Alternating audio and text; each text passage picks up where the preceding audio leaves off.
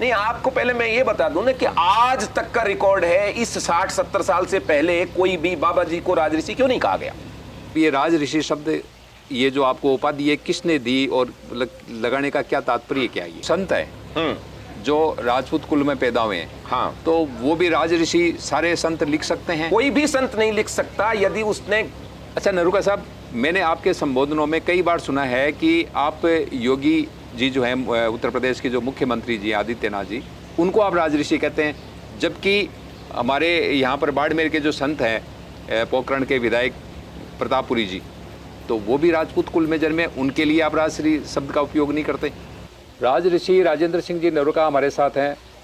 नरुका साहब, आप ये जो राजऋषि अपने आप को लिखते हैं, और जबकि आप न तो कोई साधु है न संत हैं, आप मतलब ये राजऋषि शब्द, ये जो आपको उपाधि है, किसने दी और लगाने का क्या तात्पर्य क्या? ये पहली बात तो मैं तो अपने आप को नहीं लिखता, लोग कहते हैं, आप कुछ लोग, संबोधन है ये उपाधि नहीं है, और ये उपाधि दी नहीं जाती।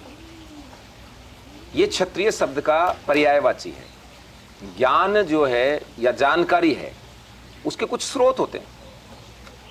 मैं बहुत बार उदाहरण भी देता हूं कि यदि कानून की बात करेंगे तो हम देखेंगे कि जो मेजर कानून है, मेजर लॉ जिनको बोलते हैं, उनका जो स्रोत है वो भारत का संविधान है।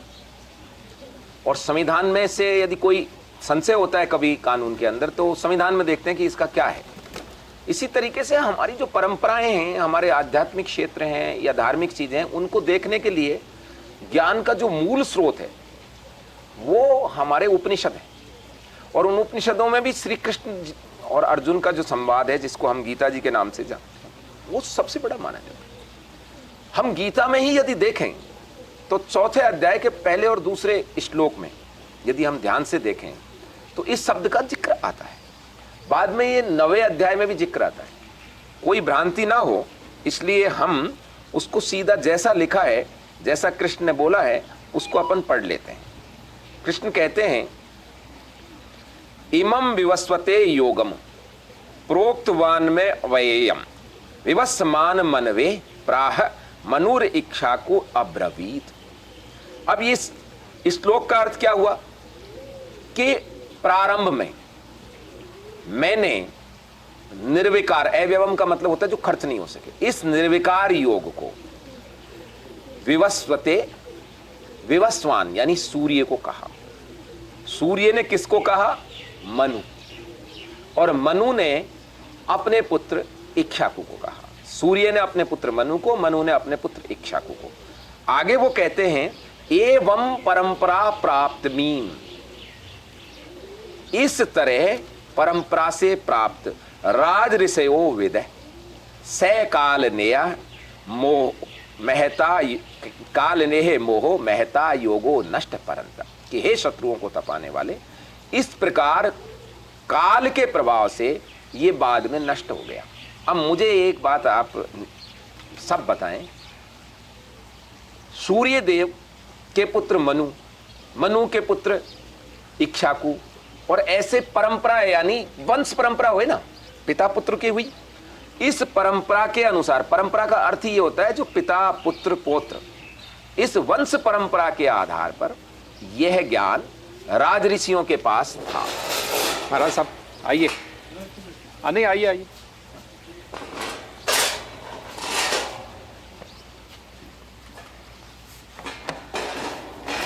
कंटिन्यू। हाँ, इस प्रकार यह ज्ञान वंश परंपरा यानी पिता पुत्र पौत्र के आधार पर राजऋषियों के पास था। अब मुझे ये बताइए कि ये जो मनु हैं, इक्ष्वाकु हैं, ये बाबा जी थे, ये संत थे, जंगल में रहते थे, या राजा थे? ये क्षत्रिय थे और राजा थे। तो कैसा आम जो यूथ है, आज की जो पीढ़ी है, उसके दिमाग में एक चीज है कि जो राजा था और उसने आगे संन्यास लिया और वो संत बन गया, ऋषि बन गया, तो वो राजऋषि लगाते हैं। जैसे विश्वामित्र जी तो, और दशरथ जी, तो वो भी उनके राजऋषि, उनके लिए राजऋषि जय सिंह जी अलवर, ज्यादा पीछे क्यों जाते हो? राजऋषि ठाकुर उमेद सिंह जी धौली, मदन सिंह जी दाता, मदन सिंह जी दाता, और हर गांव के हर ठाकर के राजऋषि लगता था। जो ज्ञान के अभाव में हम इस तरह की चीजें कर लेते हैं। राजऋषि मैं तो फैक्ट पे बात कर रहा हूं ना। गीता में कृष्ण ने चौथे अध्याय में इसका जिक्र किया, पहले और दूसरे में पहली बार राजऋषि शब्द का जिक्र आया है। अभी क्षत्रिय का भी जिक्र नहीं आया है, अभी राजऋषि का ही जिक्र आया। अब राजऋषि का जिक्र आया है चौथे अध्याय में, तो राजऋषि का मतलब ये पिता पुत्र हैं।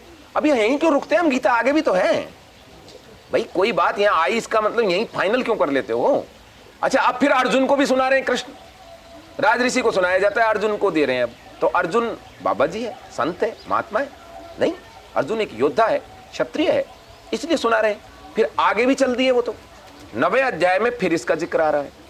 और 9वें अध्याय में आपको आश्चर्य होगा, कृष्ण कहते हैं कि माम ही पार्थ व्यापिस्त्रहे ये अपि स्त्रियु पाप योने स्त्रियो वैश्य तथा शूद्रस्ते अपि यान्ति परम गतिम।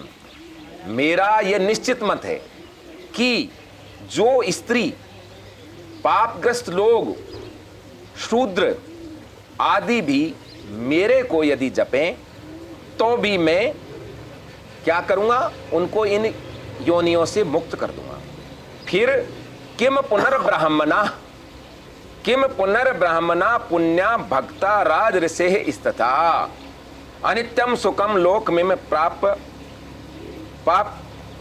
प्राप्य भजस्व माम।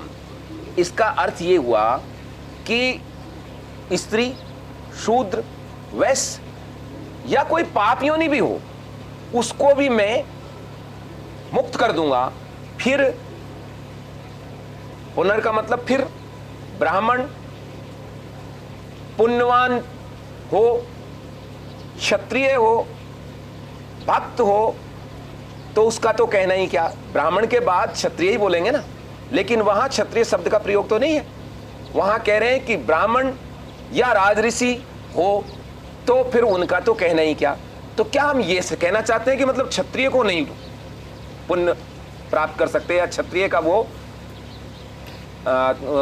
उसकी योनि को नहीं छुड़ा सकते, पाप योनि को?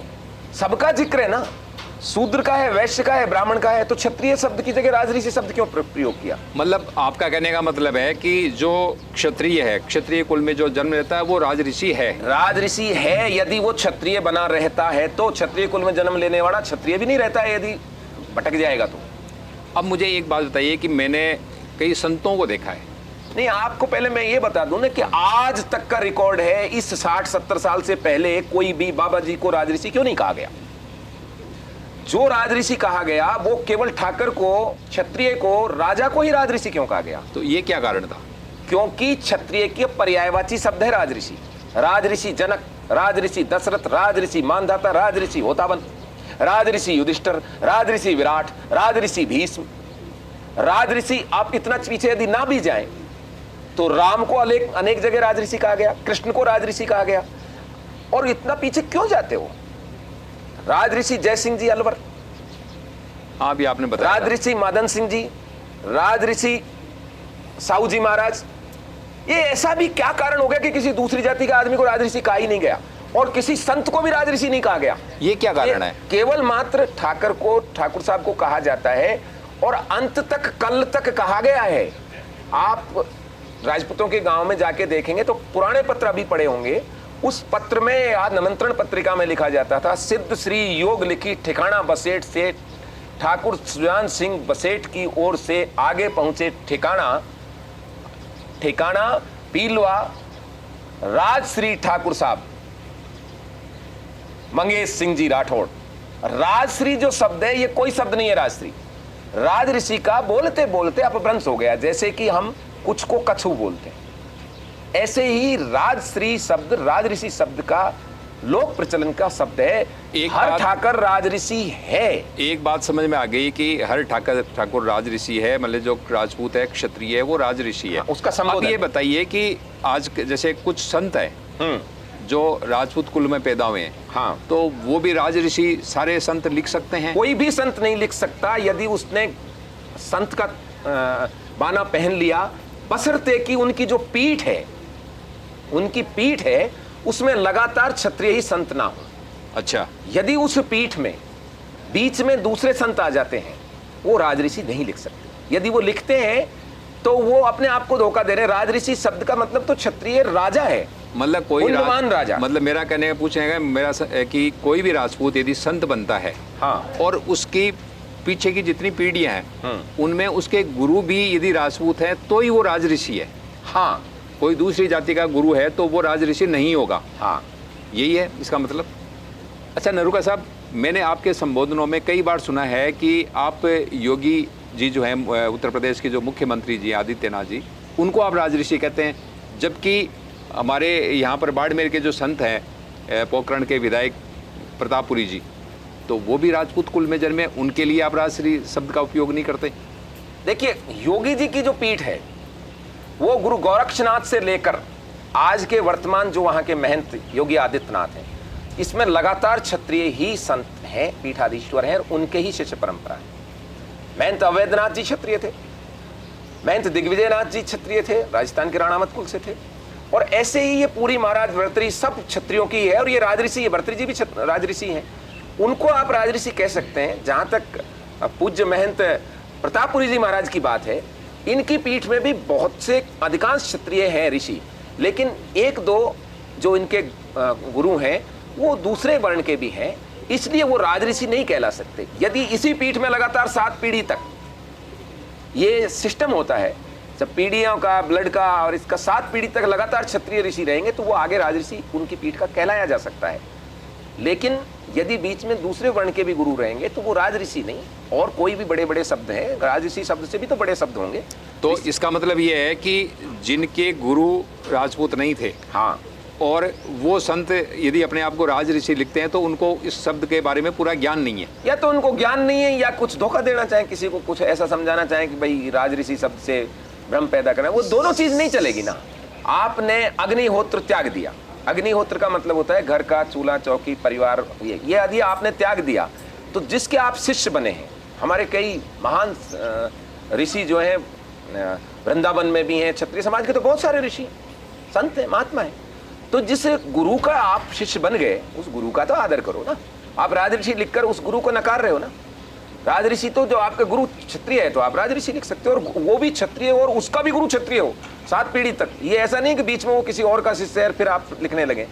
तो राजऋषि शब्द ये है, और ये कोई पता नहीं क्यों लोग इसको उपाधि समझ बैठते हैं। ये संबोधन है, और ऐसे अनेक संबोधन होते हैं। जो संबोधन क्षत्रिय समाज के लिए बहुत सारे संबोधन होते हैं। राजा को दरबार बोलते हैं, सरकार बोलते हैं, हुजूर बोलते हैं, हुक्म बोलते हैं, कई तरह के संबंध हैं। उन्हीं में एक राजऋषि शब्द है। हाँ, इतना जरूर है कि राजऋषि शब्द के साथ व्यक्ति के अंदर कर्तव्य भावना ज्यादा आ जाती है, और उसको ध्यान रखना पड़ता है कि प्रणपूर्वक छात्र धर्म का पालन करे। प्रणपूर्वक छात्र धर्म का पालन करता ही राजऋषि कहलाने योग्य है। ज्ञान का सर्वोच्च ग्रंथ गीता है और उपनिषद है, और ये राजऋषियों के वार्तालाप है। अब राजा रहे तब भी राजऋषि रहता है क्षत्रिय, और वनगमन कर जाए और किसी और को गुरु नहीं बनाए, अपने पिता को जो गुरु मानते हैं, अपन पिता पुत्र की परंपरा उसी में रहे तो वो राजऋषि कहलाएगा, जैसे राजऋषि होता बच्चे। ऐसे ही आज भी जो ज्ञान की मूर्ति है वो वास्तव में कृष्ण से बड़ा कोई ज्ञानी नहीं माना जाता। जगत गुरु कृष्ण ही है। तो ज्ञान का स्रोत तो राजऋषियों से ही निकलता है ना। कृष्ण भी तो कह रहे हैं कि सृष्टि का आरंभ में सूर्य को दिया, सूर्य ने मनु को, मनु ने इक्ष्वाकु को। अब ये हमारे साथ महाराज साहब विराजमान है, ये राजऋषि है। आप कोई यदि ये समझता है कि ज्ञान में ज्यादा जानकारी रखता है, उनसे शास्त्रार्थ कर सकता है, किसी वेद पर, उपनिषद पर, गीता पर। और गीता ज्ञान का ही ग्रंथ है, इसीलिए राजा राजऋषि ही कहलाने के राजा के संबोधन है। राजन, राजऋषि, महाराज, दरबार। तो राजऋषि कौन होते हैं, राजऋषि कौन लिख सकता है अपने आप को, इसके बारे के अंदर जो जानकारी दी है शायद आप लोगों को समझ आ गई होगी। और आपकी जो इस संबंध को लेकर के जो भ्रांतियां थी कि भाई ये उपाधि कौन देता है, उस भ्रांति से भी शायद आप निकल चुके होंगे। आगे भी हम इसी तरह की जानकारी लेकर के उपस्थित होते रहेंगे। तब तक बने रहे हमारे साथ। धन्यवाद। जय हिंद, जय भारत।